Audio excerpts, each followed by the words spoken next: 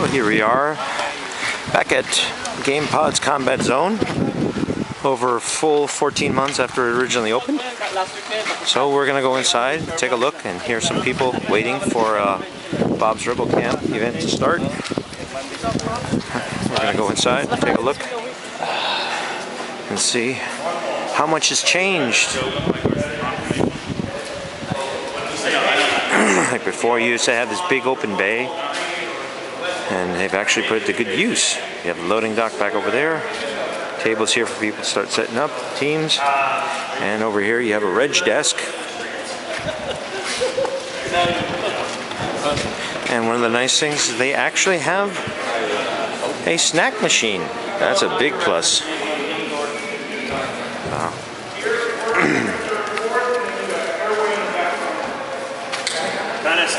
Here have the rentals and registry for people to come in. You guys don't know for sure, grab a map right now, go over it in your head. That way, so when you fall, you can go, hey, there's a situation over here, If you remember the previous video, none of this was here. This was made afterwards. Got cameras. And here's the other team, the Op 4, or the primary team's assembly area. They set up here, as well as get their briefings.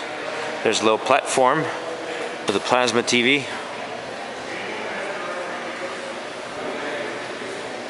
To give the briefings. You also have a drawing board here. People to start, it's a layout of the entire facility. So actually, you can start mapping out and planning areas of control and strategies and such. There's another snack machine down there. We'll get to that in a bit. Here we have the chrono area.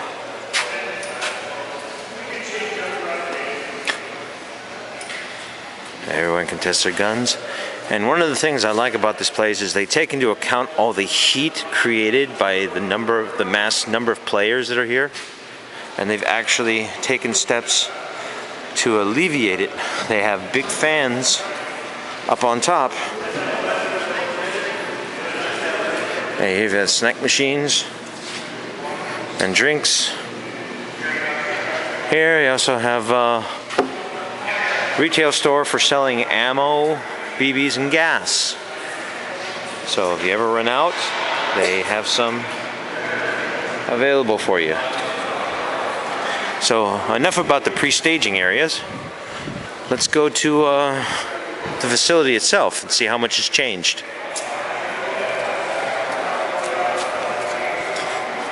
There's my little munchkin AJ, taking point as always. Yeah. If you saw the previous video, you can see how vast this place is. It's huge. And they've really done a lot to make it seem like an indoor city or a town, literally. All the buildings, to my understanding, are up to city code. They were constructed to actually hold people. People could technically live in here if they so desired. Here we have some of GamePod's infamous buggies, the little two-seater, as well as the heavy-armed four-seater, the Raptor, with its courtesy Vulcan cannon, which actually works, not just a prop, actually works. Put both of these through its paces, and it's pretty impressive. Anyway, we are going to head down this way. There's the reg for Bob's Rebel Camp. We're going to come down this way, give you a rough idea what this place is like. So we're starting here.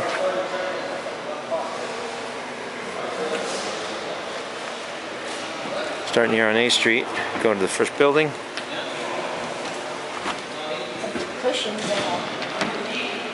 Cushions everywhere. Okay. Fridge. Entry point.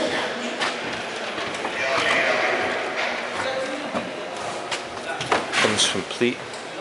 So mattress and bedroom.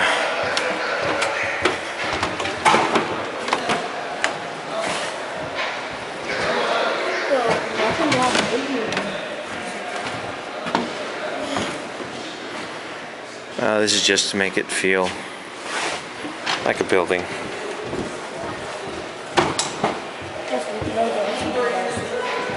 Yeah. And the back door over here. Now, one of the nice things about this place is that they have alleys behind here. It's basically for transitioning from location to location undercover. Oh, one of the important things, and one of the wise things, is that they put barricades in certain areas to limit the flow of people sneaking around buildings. So you can't have a straight shot all the way through to the back of the, around the back, the alleyways. You actually have to plan out your movement. Here we have a second housing unit. Let's see.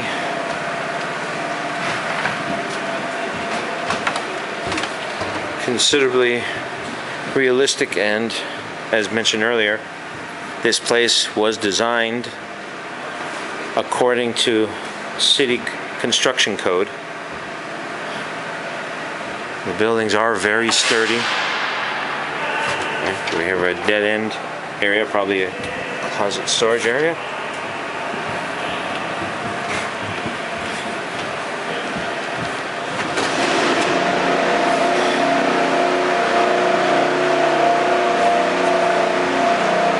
Facility. Right. The idea of the alleyway, see, it's a dead end there. And closed off areas here restricts your ability to move around buildings.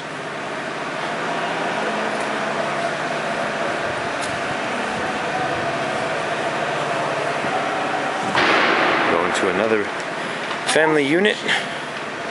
Washing machine. See, just like a real house. They try to make you have as much of a realistic experience as possible. It's very impressive.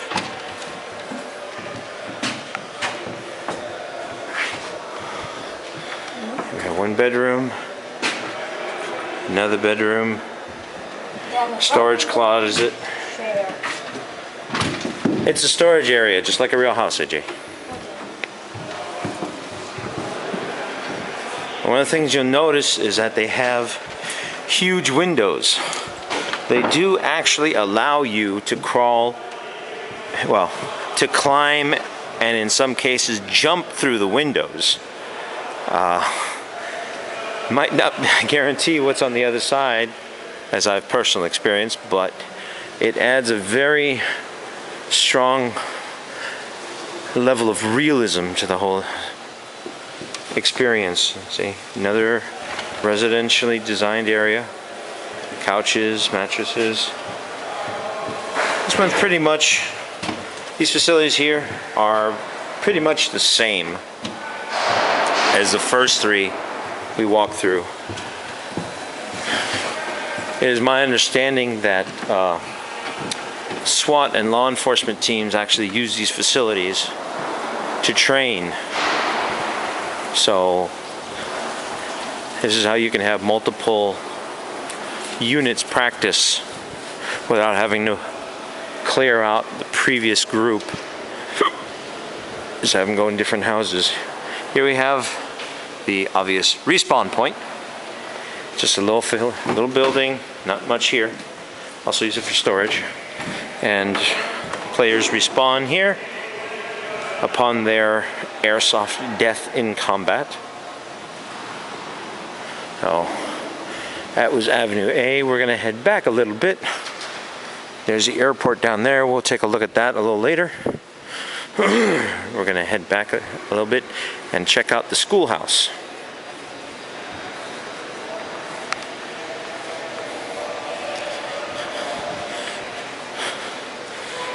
So we're gonna go into this building here. One of the side buildings. Okay, one of the windows got boarded up because some of these the layout was a little too effective to where a team could hold one building and effectively own an entire large section of the field. So they've had to board up a few of these to make it a little fair and not too easy.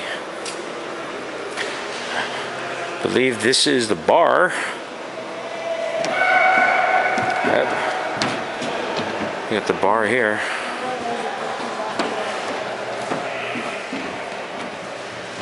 Countertop. We have courtesy United States Coast Guard boogie board. It looks like they had a bar fight here again last night. Well, what else would you expect in a bar? A bunch of drunken vets. And that's not a rip on vets, because I'm a vet too. Another one of the adjoining buildings in separate rooms. Okay, we're going to head back down Avenue A. And we're going to go back to the schoolhouse, which you saw as we came in. Here's this down here is 2nd Street. So there's like 4 to 5 streets and just as many avenues, about 4 avenues. And they're all named, as you saw. They're all named. They all have stops, posted signs to indicate their location. And here we have the schoolhouse, complete with courtesy basketball court and basketball. Yeah, these guys really put a lot of effort into this one. We have one of the rooms, like the admin office, adjacent to the schoolhouse. And here's the schoolhouse proper. We have another open office. A third, like a classroom.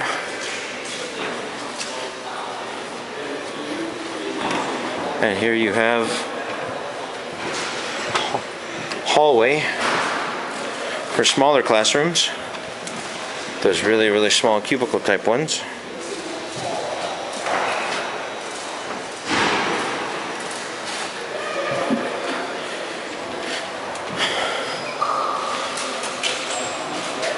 And now we're back here.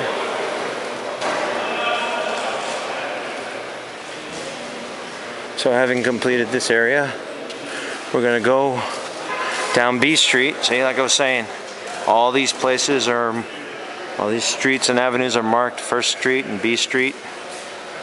We're gonna go down B Street. Check out some of the facilities here. Here we have office.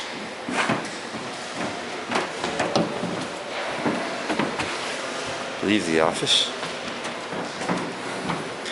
Come through here, out the back. This is the industrial complex, the industrial park type office buildings.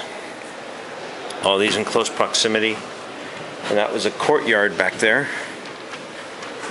We have this building here with multiple entrances. And we're back to this street with the car. But we're going to go back through the we're going to go back and head in this direction, in the westerly direction.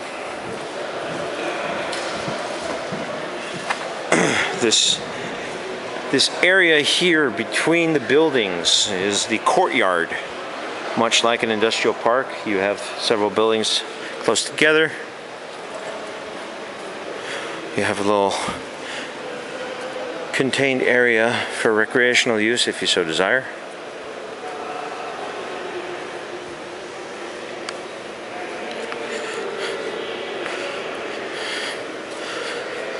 One of the other buildings are on the edge of the industrial park.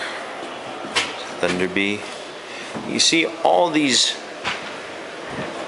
small rooms are broken down into little rooms. It's not just one big, huge structure. People here at GamePod really put out an effort to make this as live-like as possible. And we're just taking a look at one of the outer buildings here in the industrial park complex. And now we get to the truly impressive part, which is the downtown of this facility. You can see it's pretty frickin' big here, even at the center. And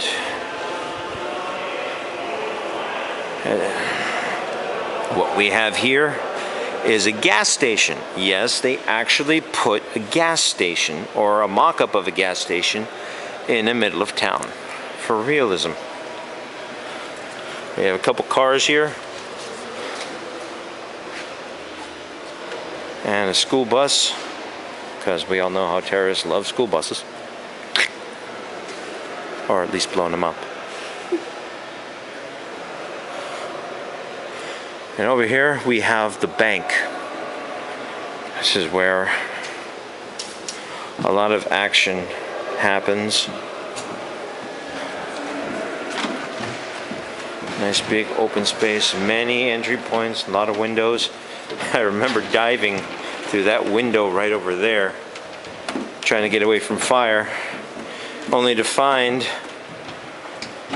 an OP4 guy standing right here when I came through the window. That was a surprise for both of us. So,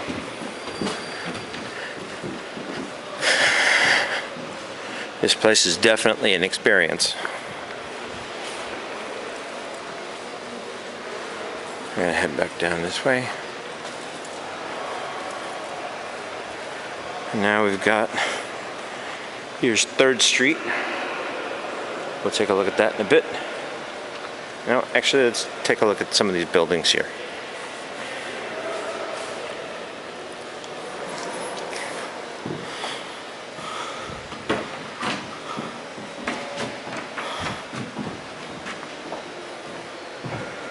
You see the internals here.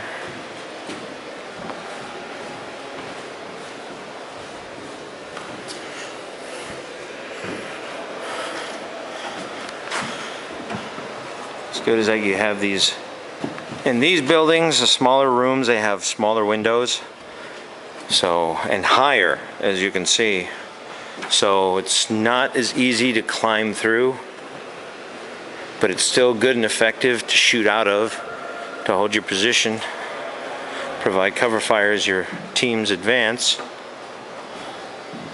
And note something else, the windows aren't lined up. The windows and doors are not lined up, so you can't fire from one building at one side and completely go through another. They're offset to prevent that. And the spacing between the buildings enough that you can drive one or two vehicles. Not that they really allow you, because good chance you might run someone over unintentionally. But here's a mini courtyard outside this building. We're gonna go back around here.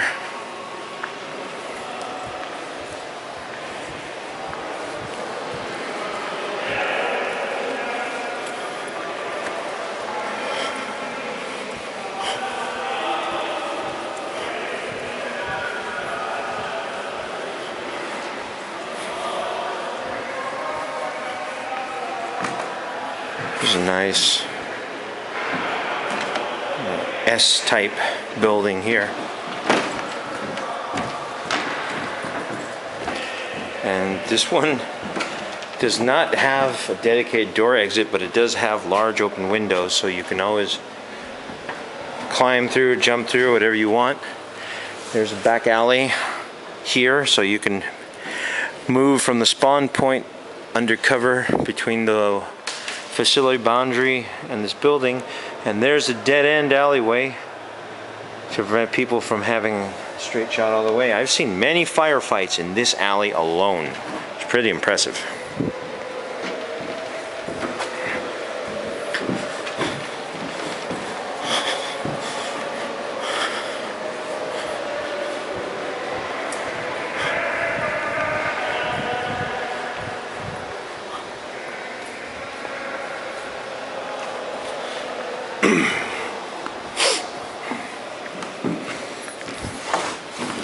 This building is pretty much the same as the first one, except in this instance there's the alley barrier, so you can come down this way, hop through this window, come over into the next room, and fire on down the alleyway down toward the respawn point. Actually pretty clever. They boarded up 2 windows there because obviously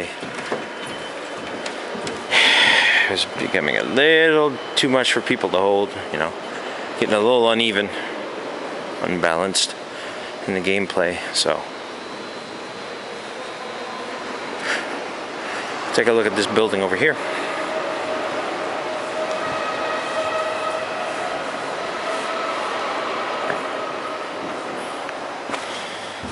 And yet another similarly designed building.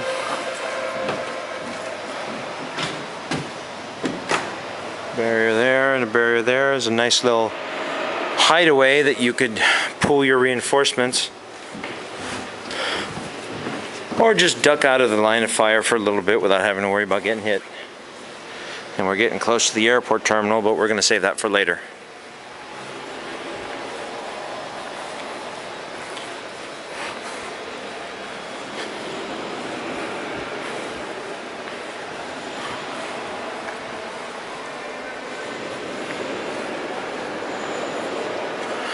Another office type building here. Mini complex. There's courtyard. Big room here. Big single room here.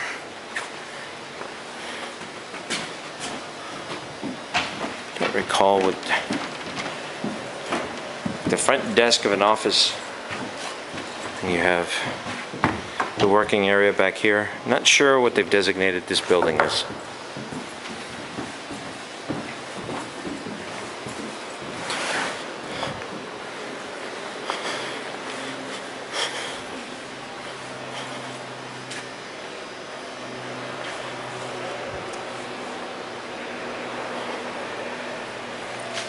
Says this way, AJ.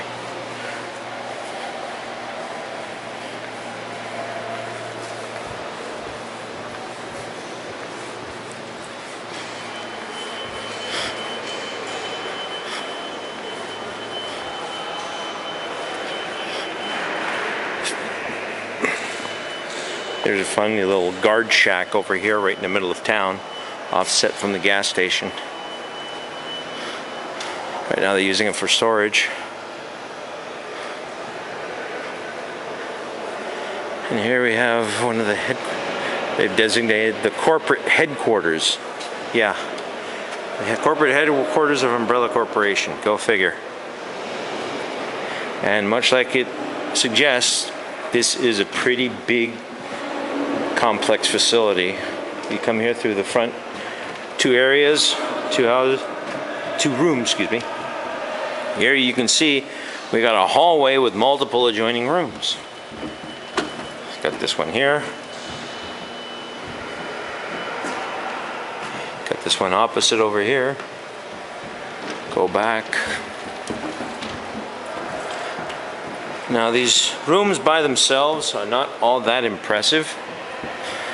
But if you consider that you have all these rooms, all these cubby holes, all these access points into this building alone, you can see the potential for a lot of firefights, and very, very interesting and intense ones in close proximity, with players in close proximity of each other.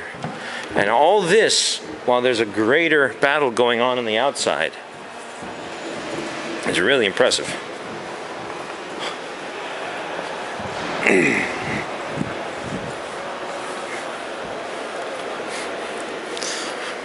We're going to check out a couple more of the buildings down this way.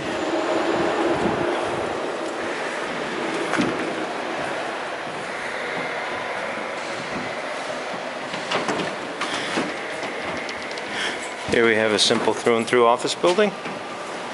There's another extension of the industrial park courtyard, or actually a second industrial park courtyard. Have another through and through building here.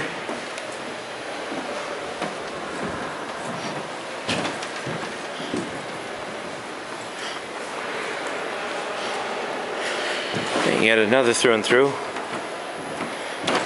Apparently used as residency, because we have some chairs here.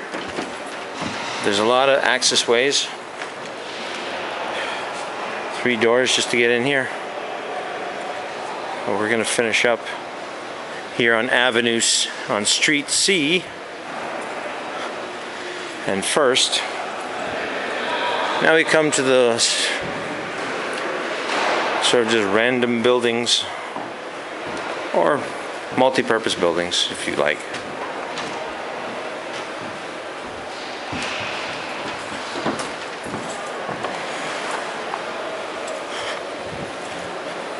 There's the outer building for the secondary industrial park.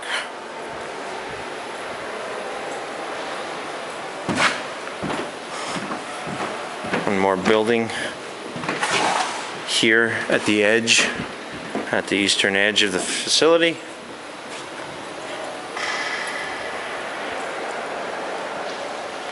And this down here is at 1st Street and D Street is the other respawn point where the other team starts. We have, as I mentioned earlier in the video, the Combat Zone people have taken a lot of thought into the comfort and convenience of the players. They have these huge fans here to help keep the air circulating so people don't overheat.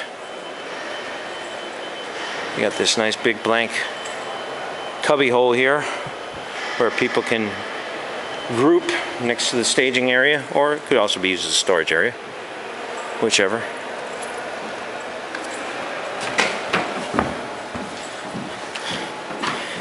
This may seem boring, but